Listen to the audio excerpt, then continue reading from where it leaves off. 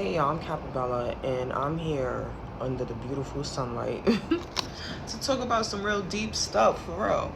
Today, we're not sugarcoating anything. This is for anyone who held on to something that was so meaningful to them, something that they love so much, to the point where they didn't see where it was hindering their process, their growth, their power. Someone who's loved so hard and lost everything trying to hold it together. And this time you're saying, now I choose me.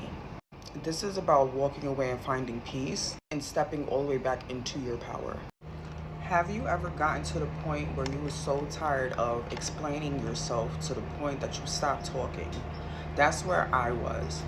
I felt something wasn't right, already felt the shifts happening, and my body was tired. I had no energy, and I just stopped. I stopped talking. Even though my gut was telling me that something is not right, not in a dramatic sense, but I just felt it. Like, I kept, calm. I kept it cute, and I thought, like, maybe, holding on is going through a rough patch that's going to make it out the other end. When really I should have listened and should have known that God was telling me this is not it, right? No Michael Jackson, right? Always Michael Jackson. We love Michael Jackson. But yeah, it's not it. It happened with me wanting to go to nursing school. It happened with me with putting music first. It happened with me with a relationship. I wanted to get married and have kids and, hold on to that love in all these areas. And where the love should have just started from me and listening to my intuition. All these areas got to a point where my body was tired, my spirit was drained, my mind was loud. But I was still trying to convince myself that, one, the relationship was just going through a rough patch, not every relationship is perfect. Two, school, this is something that I haven't done, in a long time, and, this is what's going to make me money and what I need to keep proving myself to do better in my life.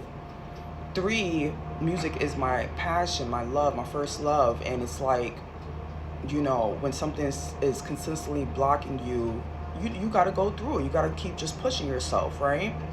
And where there's times of determination and motivation through the rough times, if you're not getting any type of breakthrough or seeing any, like, it's all silence, it's just keep putting you through rough times to the point you're not taking care of yourself. That's not a point of holding on. That's to either switch how you're doing things, and if you switched it and it's still not working, then it's time to let it go. Hold on, y'all. I see. Y'all know I'm real with y'all. I don't like that. That wasn't in the middle. We gonna put that in. There we go. Now let's get back to talking. And I don't know, I started like sleeping and meditating and like trying to really let my thoughts be quiet and be with God and be in affirmations. And when I finally just stopped and got quiet, that's when I realized everything that I was trying to, pertain is actually a dead end for me. But yep, a dead end for me. Like the relationship, the marriage, the kids, the school, the career, all of that, dead end. So I had to like change everything up real quick. So how can a whole future that you plan for yourself be dead and gone? So let's get into that. You can't resuscitate something that is not breathing anymore. Eventually, you'll start, stop breathing. It gets to a point where you're done. And you don't know where to come back from that. For example, it's like a football player that got hurt and all they know is football. All their life they've been training for this moment to get into whatever team, league, I don't know, sports, but it's like it happens, right? What do they do after they get injured and can't play anymore? Then they find themselves jobless, no career, no passion for life. What do? They reinvent themselves, start learning something new. You can have a whole tribe behind you that wants you to do these things, and that's them projecting on to your future of what you should be doing, right? And I got tired. I got tired of arguing. I got tired of listening to what everybody else think I should have done at this grown age. I'm grown. And I was trying to people please without even noticing, right? Because yes, other people loved me and wanted me to do the best things for my life, but at the end of the day, you need to do what you want to do and figure it out for yourself, not for anybody to tell you you need to go to school, make that money, you need to fix this relationship. If you guys are going to go through these issues, you need to start learning how to be in a relationship, and which is true, but that power has to come from you and knowing who you're dealing with, right? Because it's not only your perspective on how to change a relationship. That's where it gets tricky. And then for your career, people see that you're talented and want you to do this and that, but if it's not working in a sense of how you want to do it, then you got to do it the way that you want to. You know, I got real tired of defending my boundaries and got real tired of explaining how I felt, to be only met with like gaslighting and projections from everybody else around me. So one thing, I stopped telling people what I was doing, right? If I'm gonna fail at something, let me fail on my own. If I finally get to a point where I want to vent about it, then I'll vent about it later when I'm on to my next project that I'm not telling you what I'm doing, when I'm on to my next relationship that I'm dealing with and you don't need to know about. Because at the end of the day, you cannot heal from a place that you keep speaking about, right? You got to let that silence be within you and withheld that information before that healing is done. We are always healing. It's always going to be a process. It's always going to be growth. But my thing is, when you're healing, you start telling yourself, after a point of the crying, after the point of feeling, depressed and going through the motions, at one point you're going to have to start telling yourself, even if you don't believe it, you are already healed from the situation, because at the end of the day, it's in the past. Let's worry about the present. And sometimes we don't realize that people profit off of our chaos. Let's spin that back. People profit off of your chaos. So if you stay quiet and whatever you're going through, whatever failures that you're having, and to the point where you make it, people don't realize what you've been through, and they see the growth that you've been through after you make it. And unfortunately, it's kind of messed up where it feels like, not everybody is in my corner, whatever the case is. Sometimes that's what it is, because people have their own lives to deal with. They're going through this as well. So when they see somebody else going through it at the same time, or even when they're past the point of chaos, sometimes it entertains them. It entertains them to see the chaos that's happening in your life, to show that, oh, this person is who they are. They're not ever going to make it. And that's literally trapping yourself to believe that, right? So you don't need to tell anybody your business when you're going through certain things. You need to start forgetting everybody else's projections. Be within yourself. See what you want. Heal on your own. Vent to Chat GPT, vent to a therapist. Whatever you got to do to keep it to yourself, keep it to yourself. This goes for family members, relationships, friends, strangers, whoever. You need to speak it with God and let the rest flow. You will figure it out. You don't need nobody answers or help for anything. You need yourself and you need God. When you start telling people your business, you're you're too emotional, or you're too overreactive, or you should do this and that and the third. And it's crazy. I got Luna here. And it's crazy because when you stop talking and when you stop answering these questions that everybody wants to know, you're going to see people are always fishing for something. What they call that, like monitoring spirits. You can call it all the words you want to call it, all the phrases you want to call it, all the nicknames. At the end of the day, it's just you stop putting yourself into your own mess when it comes to everybody else's nosiness. That's all it is. That's Luna's freaking out because she sees me here and then she sees me in the camera. I'm going to need you to chill, baby. Say hi to the people. All right, that's enough. That's enough fame time. When they see that structure and those boundaries, that becomes real power. That shows them real power. Like in the relationship, I stopped explaining myself. And once I made up my mind, everything changed. I didn't need closure. I didn't need permission. I just packed up my stuff and I was gone. I got my money and I was gone. So we was talking about having structure and boundaries. That's when people want to act right. It's crazy. When you have structure and boundaries, instead of just being a friend and being there and venting, that's when people want to get in line, right? So I was using the example of me leaving my relationship for many years that, you know, I wanted to be married and have children, whatever. Once I started feeling the shift and I was just like, this ain't elevating me, this is actually hindering my growth, I packed up all my ish and I dipped and I left, got my money, I was gone. Okay.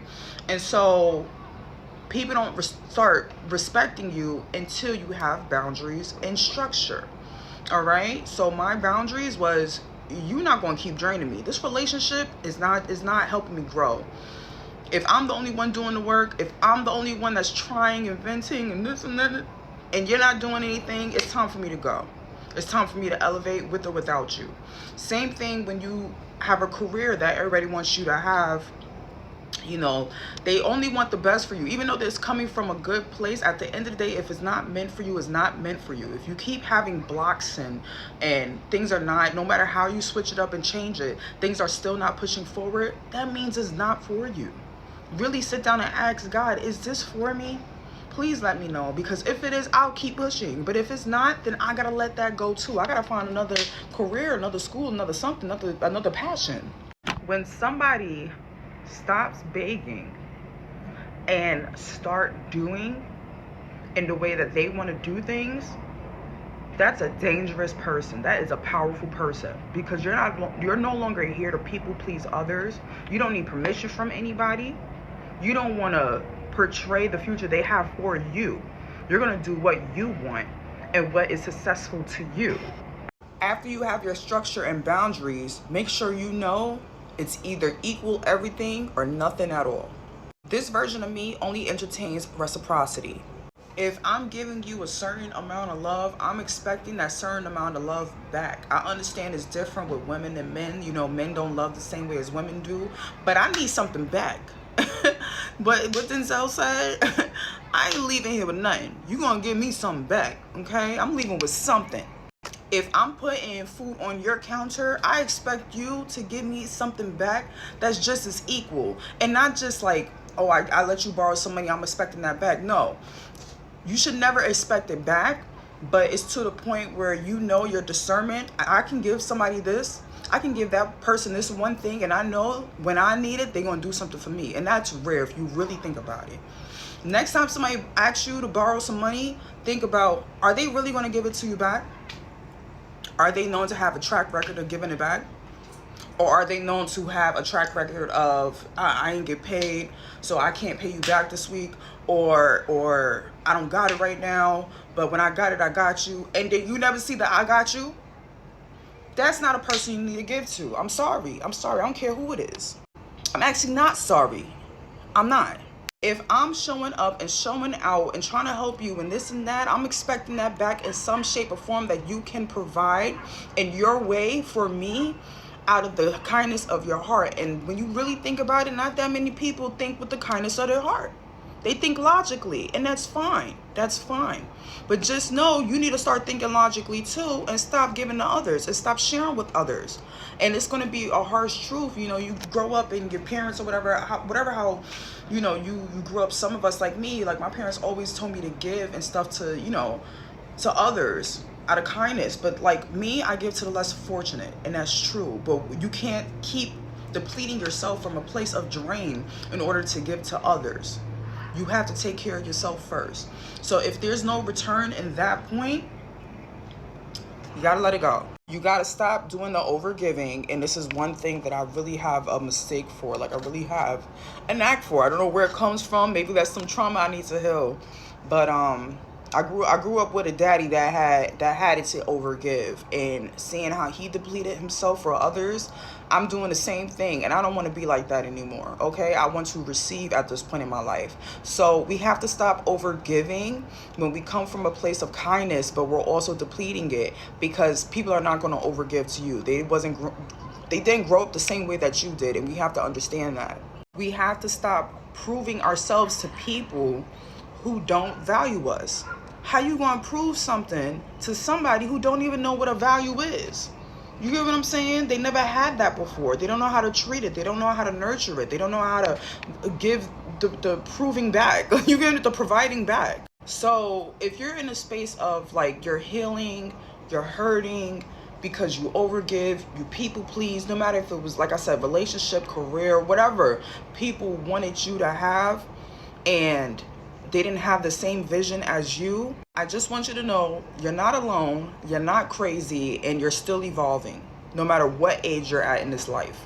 Stop explaining your piece. Stop negotiating your worth. Choose you and choose you loudly.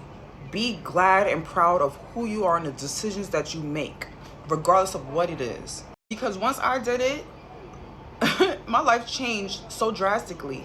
Yeah, I'm in this little four walls, but my credit building, my money saving, I got opportunities that I can't even tell y'all right now, that I gotta save and wait until the divine timing, the right timing happens. My body getting better. My mental space is better. I'm free. Luna good. Luna taking care of more than me than I am. And I'm still looking good. So listen, when you choose you, everything catapults, okay? Skyrocket. And I need you to understand that.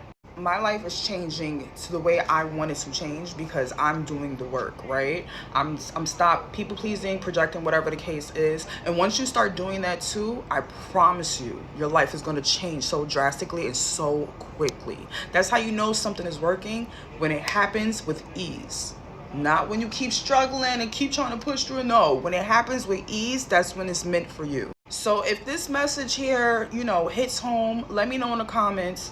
Your likes and your shares is greatly appreciated. That's what keeps me being motivated to talk to y'all. Let me know how you took your power back. And remember, we don't beg, we don't chase. We glow, grow, and go. Period. Have a great day, y'all.